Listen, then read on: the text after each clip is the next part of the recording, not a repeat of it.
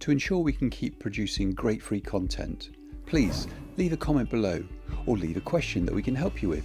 Then like and subscribe for all the latest updates. Thanks for taking the time to watch this video.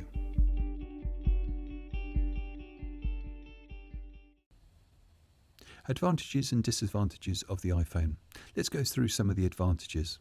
Well, the iPhone cameras themselves are very small and light. Compared to normal DSLRs that give a similar quality of photos, having such a small and light camera is incredible. They're very convenient and quick and easy to use. We generally have them in our pocket, ready to use at a moment's notice. The ability to share instantly what we've just taken. I mean, we've just taken a great photograph and we can actually send it within seconds on a text, email. We can share it on the web, in social media. Years ago, that was almost impossible, and it's something we almost take for granted.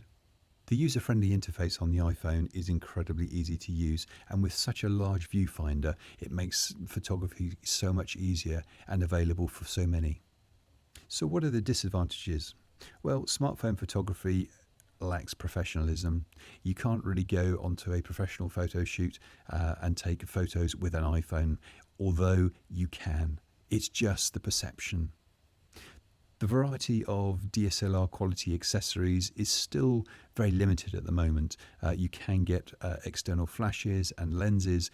They are quite expensive at the moment, but in time I'm sure that we'll be able to get a lot more accessories. But at the moment it's a slight disadvantage against what you can do with a professional DSLR camera. To ensure we can keep producing great free content, please leave a comment below or leave a question that we can help you with. Then like and subscribe for all the latest updates. Thanks for taking the time to watch this video.